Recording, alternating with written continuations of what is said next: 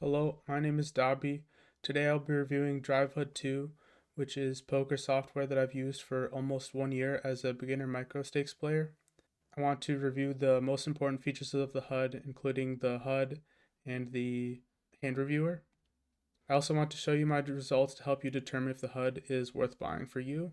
Spoiler alert, in my opinion it is, especially if you want to play an Ignition Casino, and I'll explain why later. So if that all sounds interesting to you, please stay tuned. So the first thing I want to do is show you what the HUD looks like. I'm using Ignition Casino for this. We have different stats here like VPIP, PFR, C-bet percentage, fold to C-bet, 3-bet percentage, and then within that there's fold to 3-bet, and you can customize all of this stuff if you want to. And we almost hit a straight, but we missed. And you can also like change the position of the HUD and save the position of where you want different things to be. There's a option to save the HUD position right here. You can also like change what HUD you're using. Load HUD. This is the one I'm currently using, but you can see all these other options for HUDs you could use. We're using Ignition, but Drivehud is compatible with many other poker sites like Coin Poker, ACR, etc. It also records stats like average pot size, VPIP percentage for like the entire table, and 3-bet percentage for the entire table, so that's kind of useful. Another thing is after 15 hands, player types will show up for each individual player, and it'll mark people as like fish or whales or um, nits or regs. And regs would be like a regular good player. Nit would be like someone who's really tight. The fish is like for someone who's like a bad player. So it kind of helps you identify who's good and bad at your table. And the stats can also be color coded so that you can just like tell without even like reading the numbers like how good someone is, like when like above a certain range, within a certain range, like it'll be green or red, etc. For example, like above 50% BPIP, for example, you could set the color to be green, so you could say like, oh, someone is really loose, and so you'll just be able to see very quickly how they play just by the color of their stats. So the next thing I want to show you guys is how to create a HUD. So you can go to the HUD tab up here, and you can choose what table layout you want. I'll do 6 max. I'll sit out this table. Yeah, there's different default presets that it comes with, and the way I would suggest making a HUD is to pick one of the default that they give you, like 6 max ignition, and then customize, like duplicate it.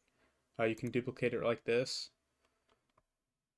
We'll set to 6 max all select all table types, and then you could, once you've duplicated it, you can edit it however you want and add different stats. And there's many different stats you can add.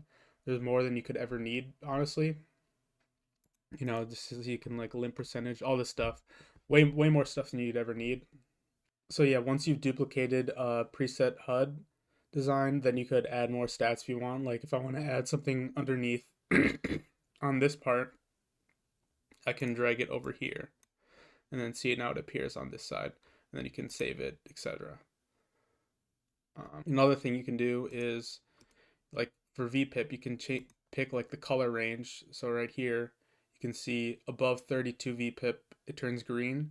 So then you could be able to quickly visualize and see if you're against a fish, or below 32, it's yellow, and then less than 26, it's blue, etc. And then below 15 is red, which would signify that you're playing against a nit. So the colors are a quick way to tell who you're playing against. Okay, the next thing I want to talk about is the dashboard. But if you're liking this video so far, please subscribe. So up here, under the gauges, it can shows you your money won, your big blinds per 100, and the total hands you've played. I've won $281, 9.3 big blinds per 100, over 36,000 hands. There's also other really interesting stats. Like you can break it down by what stakes you've played. So I played 17,000 hands at 5-0 and 18,000 hands at $10 buy-in, and it also shows the total that I've won at each of these stakes, as well as my big blind per 100. And you can see my big blind per 100 at $10 buy-in is almost double what it is at $5 buy-in. Probably means I've gotten better over time, but who knows? You can also break it down by how much money you've won by position. So for me, it says I've won the most money on the button, which makes sense since that's the strongest position in poker. And I've lost money in the small blind and big blind, which are money losing positions. So that makes a lot of sense too. Another really interesting tab is the population tab. And so for like the classifications of each player that I was talking about earlier with the HUD, it also breaks down how much people have won over cumulatively over all of your sessions, how much each of these player types have won. So people who are bad lags have profited $92 across all of my sessions. Tricky lags have just basically broken even. Fish have lost a bunch of money. Nuts have lost a bunch of money. Whales have lost a bunch of money.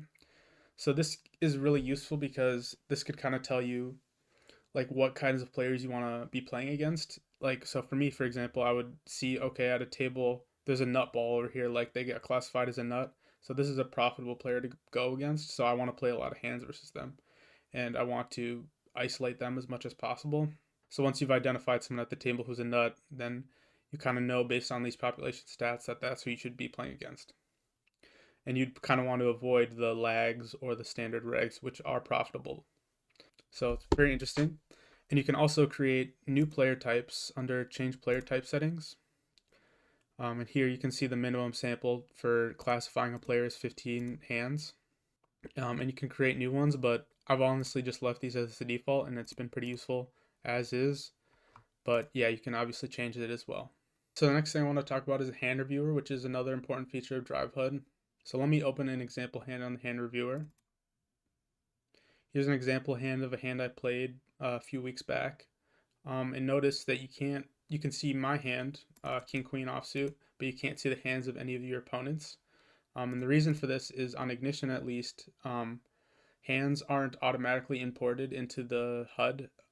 Your opponent's hole cards aren't automatically imported into the HUD because it's an anonymous site. Um, 24 hours after you play the hand on Ignition, you can import the hands into your HUD and be able so you can see your opponent's hole cards as well as your own. So to see my opponent's hands, I need to download hands from Ignition Casino, and then once I've done that, I can go to import, import from file, and then select all the hands I've downloaded. I'll put a link in the description to as to how you can download hands from Ignition. There's a set of instructions on the Drivehud website, so I'll put that in the description so you know how to download these. Do open, and so you can see I've imported the hands onto Drivehud after I've downloaded them now. So if I go back to the King Queen offsuit example, I should now be able to see what my opponent's hands is. And yeah, so now you can review the hands, and all of the hands from that session should now be visible as well, which is pretty nice. Another thing you can do that's useful when you're reviewing hands is you can set the minimum big blinds. So if you set them at 0, you'll be able to see pots that are 0 big blinds or greater, so basically every pot. Um, but the problem with this is that if you're seeing every single hand, there's going to be hands where basically everyone folds and nothing interesting happens, and then it's kind of like this, for example, right? Everybody folded, and I'm looking at this hand, but nothing really happened, and so it's kind of a waste of time to look at.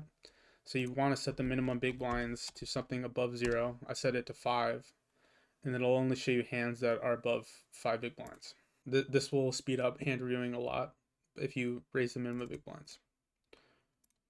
Another thing you can do is tag hands and filter. So if I go back to the King Queen offsuit, for example, this was a really big pot. Maybe I want to save this hand so I can look at it later and review a whole set of batch of hands that I know are important. So you can go to here at the top options and then tag it for review. And there's these other options as well, bluff, hero call, big fold. But I'll just do it for review. So then later I've got this card hand marked, and I can go to tagged hands, and then there's the King Queen offsuit hand again. And here's a bunch of other hands I've also tagged for review. So that's another way to organize quickly and save hands that you think are important. Another feature on Drivehud that I've recently discovered is the R&D tab. The R&D tab is cool because you can filter hands by different situations, like situations where you c-bet. But the most useful one to me that I've used is three betting, so I can see all the pots where I've three bet, rather than having to flip through, like searching through the entire thing to find hands where I've three bet. It'll just filter, so only hands I've three bet in are shown. There's many other options as well for filtering, but that's the one I've used the most. Lastly, let me talk about the pricing for Drivehud. So for stakes of $10 buy-in and below, it only costs $24 per year. And you can see that I've won roughly 280 bucks in 1 year playing on Drivehud. So it clearly pays for itself. So I definitely think I would recommend it and would say it's worth it. If you want to play stakes below $100 and below, it'd be $46 a year. And then for all stakes, it's $75 a year. This pricing is very affordable compared to Poker Tracker 4 or Hold'em Manager, especially when you consider that you don't need a card catcher to use Drivehud on Ignition, and that costs an extra $60 per year alone. If you want to purchase Drivehud, I'd please ask that you use my affiliate link in the description, so I can earn my first dollar on YouTube. So, in conclusion, would I recommend Drivehud? Absolutely, especially if you're multi-tabling at all. I would definitely say it's worth it because the money that you're going to win is going to more than cover the cost of the HUD as long as you're studying and getting better at the game. It's very good for multi-tabling. It's very easy for beginners to learn how to use. There's multiple guides online of how to create and customize a HUD. It also doesn't require spending money on a card catcher like Poker Tracker 4 or Hold'em Manager for Ignition, which is why I think it's the best HUD for Ignition Casino. Also, if you compare my results between 5NL and 10NL, you can see that my big blind per 100 has increased, which kind of shows that I'm getting better at the game. And I would definitely attribute part of that to Drivehud because it lets me track my opponent's stats and identify weak players at the table. And I've gotten more used to using it over time, and that's definitely improved my game. So if you found this video useful, please like and subscribe. I want to get more subscribers. And if you're interested in purchasing Drivehud, please use my affiliate link in the description. I'm Dabi, and thank you for watching my video.